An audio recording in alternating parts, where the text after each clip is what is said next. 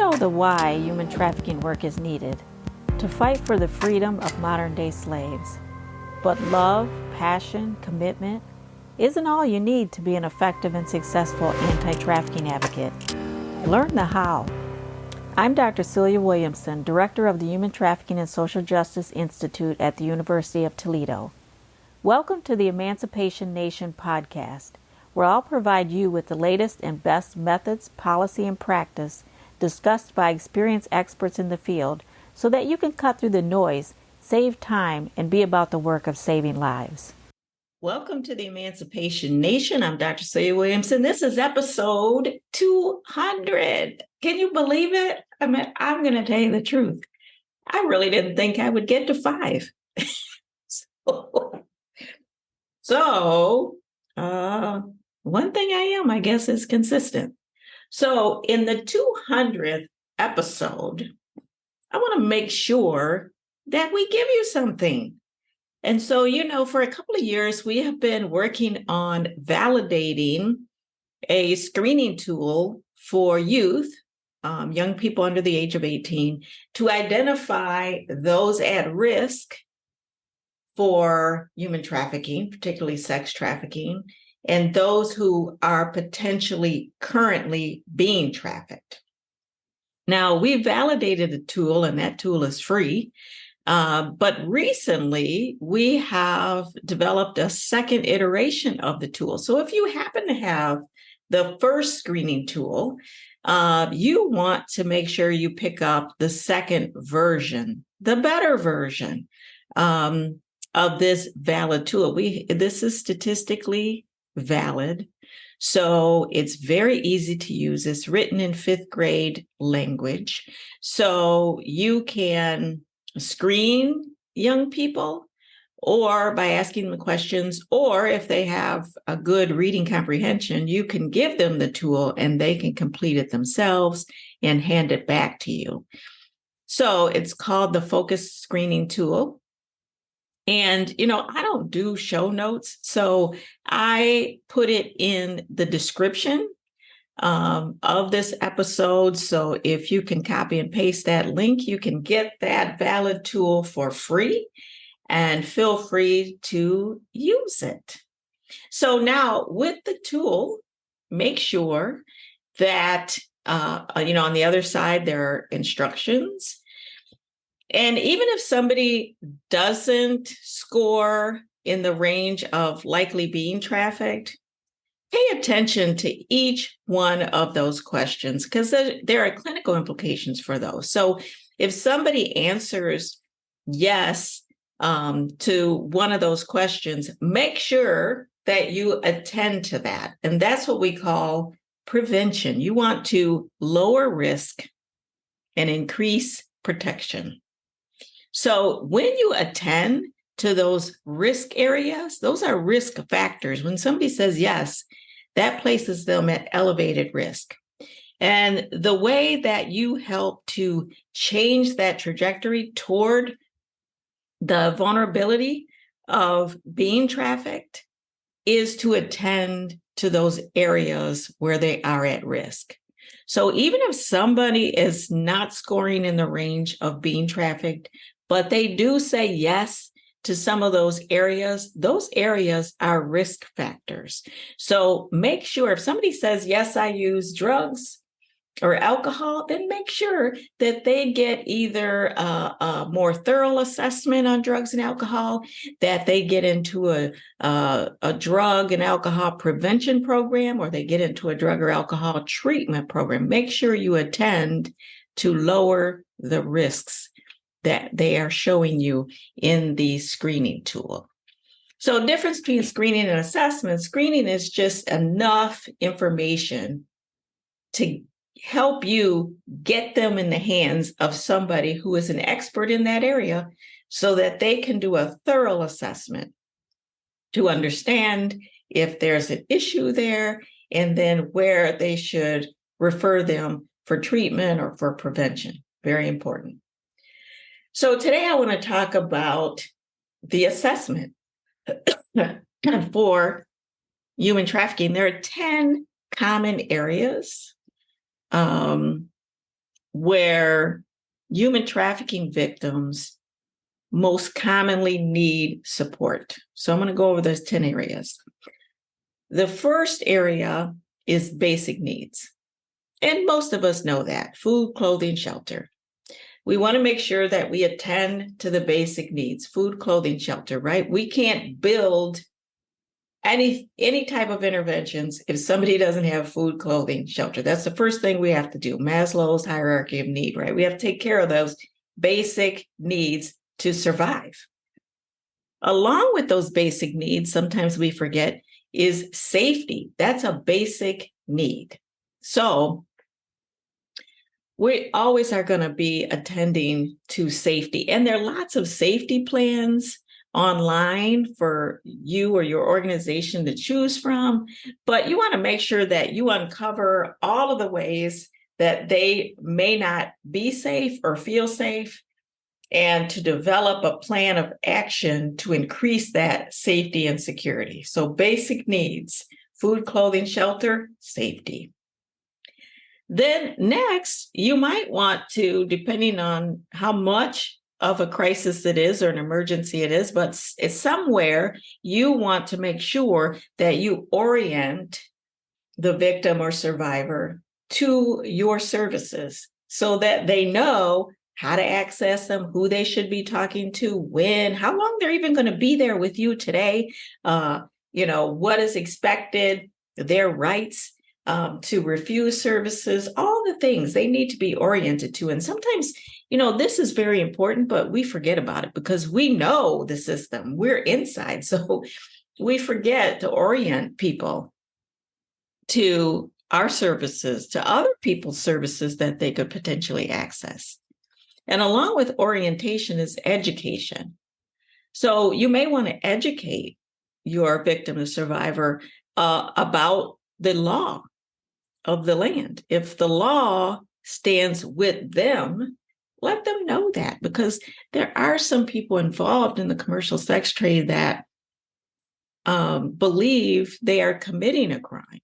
And so they don't even understand that we have passed laws in many cases to support them, and that there are certain rights that they have, and there are certain resources that they have the right to access to.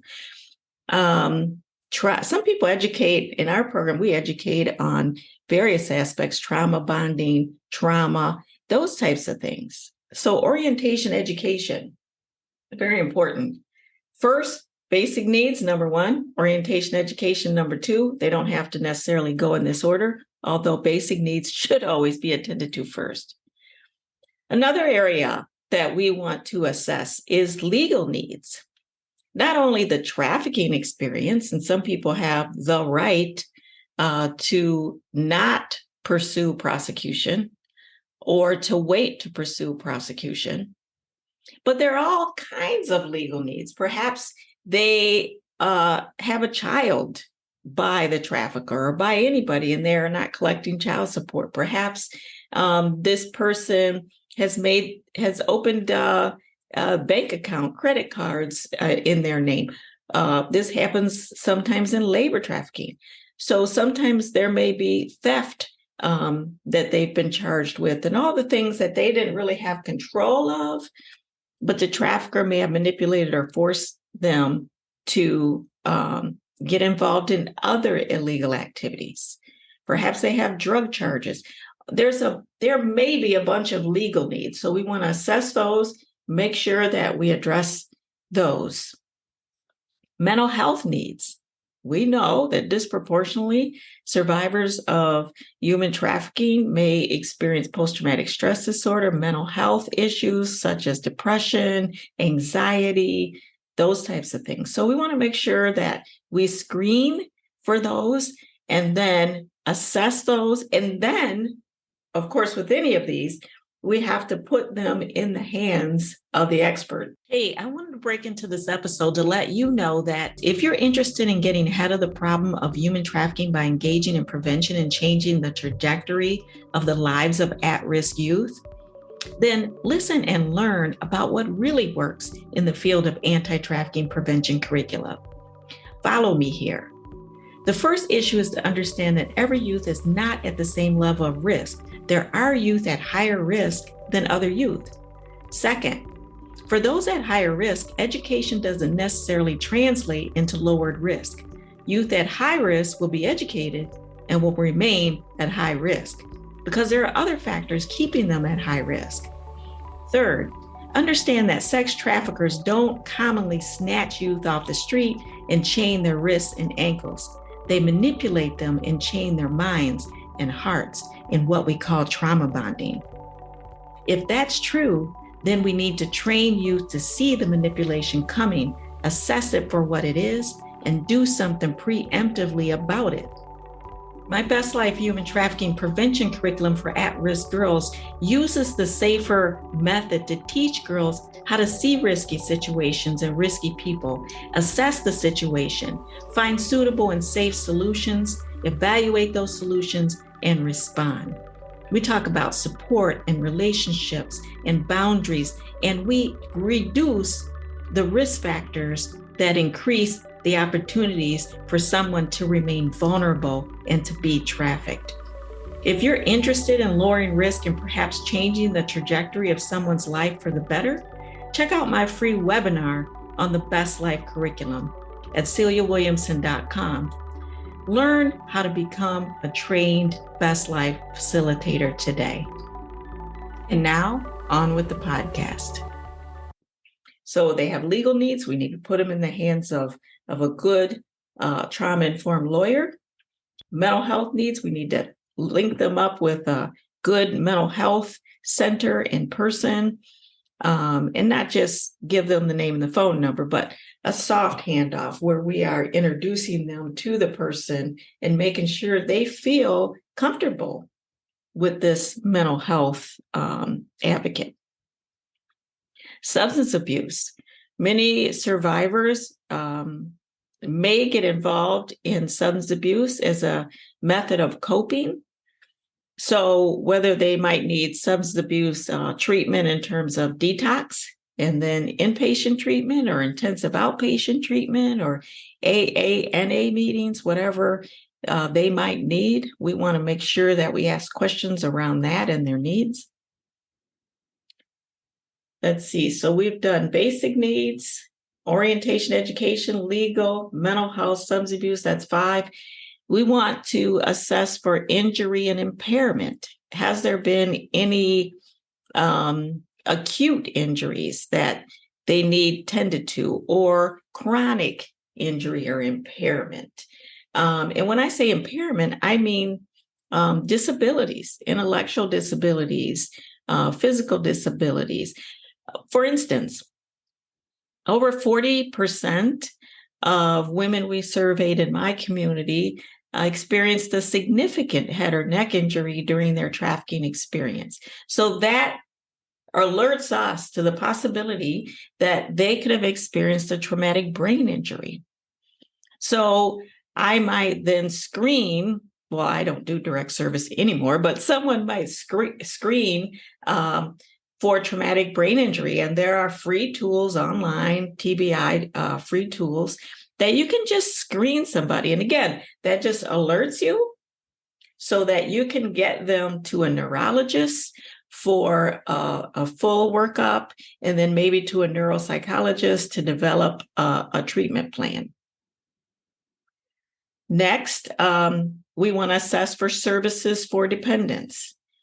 Some survivors may be taking care of an elderly mother or father, children, those types of things. And we know that if we don't attend to that, if we ignore that they're going to do whatever possible, just like you, to take care of loved ones.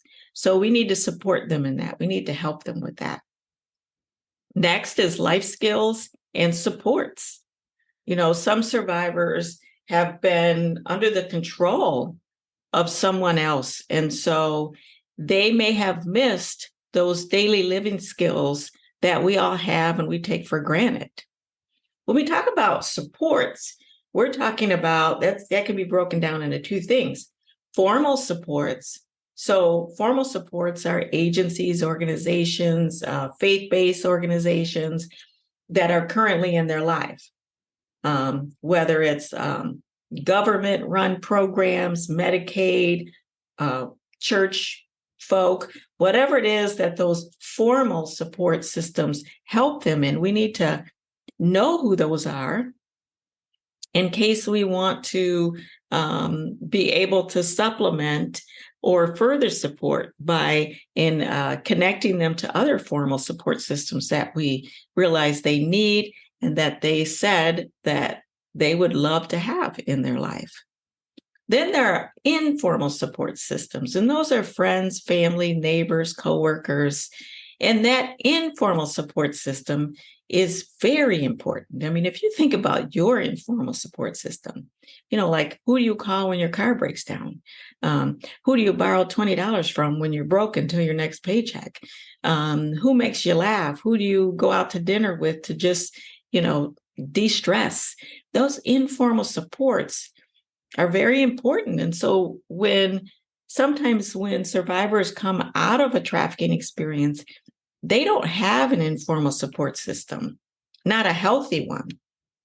So helping them establish an informal support system is a way of eventually working yourself out of a job. They won't have to depend on you. They will have a formal support system and an informal support system. The ninth one is empowerment. And it's not like they may have never been empowered. We have to help them reclaim their power. And that may be a job, that may be going back to school, that may be as simple as helping them connect to the people who have the services they need, role playing with them, maybe talking on the phone first. And then eventually they're taking care of their own business and you're just standing there to support. And then eventually you're not there at all. They have reclaimed their power and they can take care of business. The last one is healthcare. We want to make sure that any acute issues or chronic issues, we did a study of 1,000 women in my community who had been incarcerated. We separated those who had been incarcerated for prostitution at any time in their life and those who had been involved or accused, convicted of other crimes. We ran the analysis and we found that women who had been involved in prostitution suffered way more mental health issues and way more health conditions, such chronic health conditions such as diabetes, way more asthma, heart conditions, those type of things.